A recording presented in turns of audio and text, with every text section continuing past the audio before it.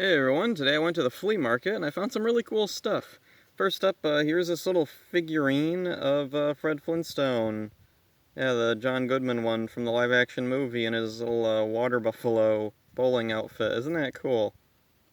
I didn't even know they made figurines for the live action movie, so that's really neat to find. I'll have to look out for more. And then, let's see, I got only one DVD, Twilight in Forks, The Saga of the Real Town. Now, a while ago, I found a DVD, Destination Forks, and it was supposed to be a documentary about the locations used in the filming of the Twilight movies. It starts off like that. They interview some people who, live in the house that was used, and some locations are talked about, and then it just switches to there's some fans at a movie premiere, and they talk about how great the movie is for a while, and then they ran out of movie and just shot, stock footage of a forest for, 20 minutes. They're just going down the road, and there's forest, and droning music, and then suddenly the credits roll after 20 minutes. It is so weird, and so I was really curious about this one. Appears to be made, I think, by the same people. It's the same kind of idea. Let's see, the people and places of Forks and La Push. The places used in the, cheapo box, of course, because, or actually, I don't know about this one, but Destination Forks was definitely a cheapy, crappy cash-in movie. But it's so weird in a fascinating way, because I can't think of any other movie that just, they run out of stuff to do, so they just, I don't know, put a camera on top of the car for 20 minutes. And I'm curious if this is the same way.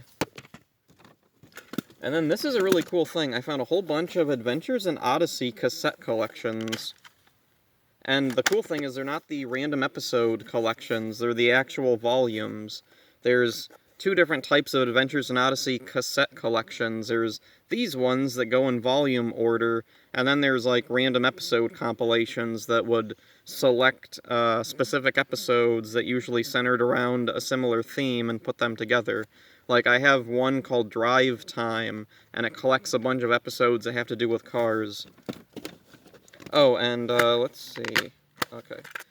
Here's another one. This one, let's see, the back of it looked really familiar, this image here, and I remembered, oh yeah, the library had some Adventures in Odyssey CDs, and this was on the back one of the CDs. I don't think there were as many episodes, or there's as many episodes on this cassette set than there were on the CDs. An unfortunate thing with these is, okay, well, this one, let's see, Out of Control, neat. That one has all of its cassettes. One of these was missing, or two of them were missing a cassette, kind of. Okay, this one, it's all there, but it's falling out.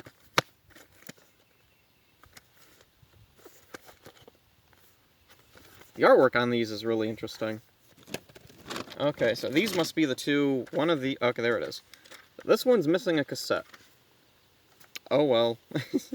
It's not that big of a deal. If you want to listen to Adventures in Odyssey, I think it's all up on YouTube. You can just listen to all of it. But it's nice to have it on physical. One of the ones that was missing a cassette did have a cassette, in its place. But it doesn't go to that set. In fact, I don't think it goes to any set of these at all, because it's the same title on both sides, and that episode, as far as I know, isn't a two-parter. So I don't know what the story is with this. Both sides say the Popsicle Kid, which is actually on one of these other cassette collections.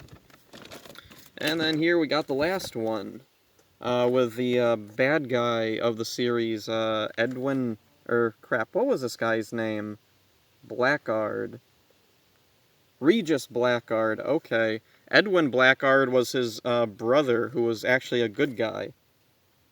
Bringing back memories. Anyway, this one was missing a cassette, and that really stinks. Which one's missing? Okay, it's not Blackguard's Revenge, which is a good thing, because I like the episodes with Blackguard, or at least I remember liking them. Okay, moving on from that, I got a whole bunch of comics. First up, I got a paperback, The Life of Captain Marvel. Yeah, the Marvel Captain Marvel. The the male Marvel Captain Marvel. Oh, and bonus Thanos.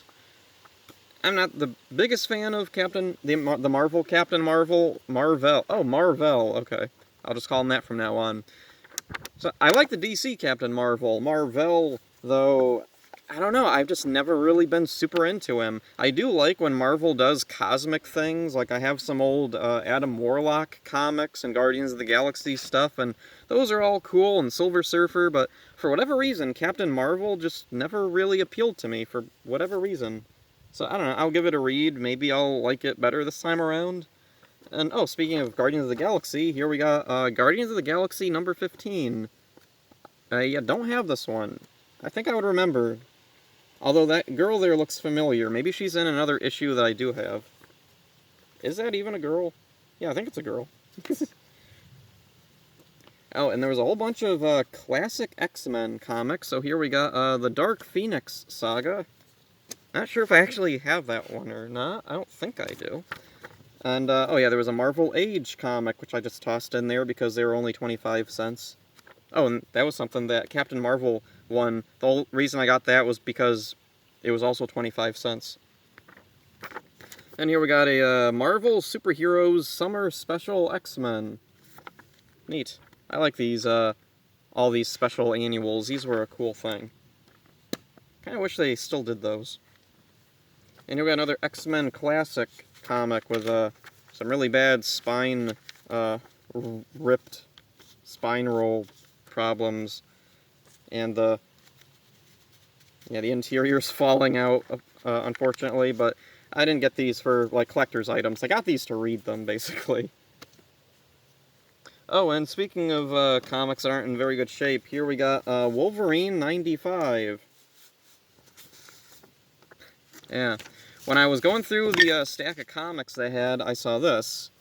And I was like, oh, this comic's like all missing pieces. And then I found this, like underneath everything else, and I was like, oh, here's another, like, just part of a comic. But then I was like, oh, wait a minute, does this go to this? And then I looked, yeah, it does. So this is all of the Wolverine 95 comic, just missing the cover, which I don't really mind about. Like, it's Wolverine, I'll read it anyway. I don't care if it has a cover or not. And then here we got New Mutants number 80 in a bag, for some reason, even though I don't know why. It's not in very good shape. I mean, whatever, sure. This one's in a bag and actually deserves to be in a bag. Bloodshot number 21. I like Bloodshot. He's one of the cool Valiant characters that I like. Let's see. I'm pretty sure I don't have this one. This one I got at a different booth at the flea market. This one was 75 cents, but it's in really, really, really good shape, so I didn't mind paying a little bit more than these other ones that were only 25 cents. Here's another Classic X-Men. Yep, Classic X-Men. It's in readable condition. It's just that I didn't even know. Okay. The cover is just completely falling off now. It wasn't before. I don't know, maybe I just didn't look very closely at it. We got another X-Men Classic X-Men rip on the back of it. Oh well, whatever. Again, like, it's in readable condition. There's nothing wrong with the interior. It's not water damaged or faded or anything. Oh, and this was a cool thing to find. What if Captain America formed the Avengers? And this was one of those ones I just tossed in because it was 25 cents. I was like, oh, it's a what if comic. Sure, I'll pick it up. And then I was looking at the cover. Is that War Machine Punisher? And then I read this, and yeah, Punisher is War Machine, kind of. Or, well, he's Iron Man, but with War Machine colors.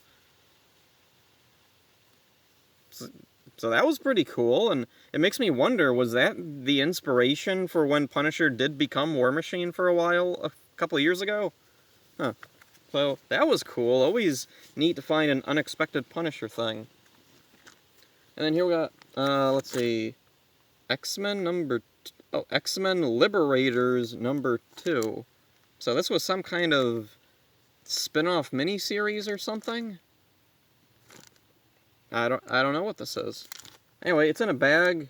which is, it's really beat up. The board is really beat up. The comics is in okay shape in there, though. Okay, and last up is, this was a cool thing, Grifter and Midnighter. Yeah, someone had a bunch of Midnighter comics, and I don't know Midnighter, but then I saw this, Grifter. I know him. He's from Wildcats. I love Wildcats. So this was a neat thing to find. I'm still looking for the Grifter and the Mask team-up comic. I can't remember which issue it is I have. There were two of them, and I only have one of them. I don't remember which it is. But anyway, yeah, that's one I definitely want to find sometime. But yeah, these other Wildcats team-up comics, these are cool to find too, when I can. So yeah, there's all the stuff I got today at the flea market, and hope you enjoyed this. See ya.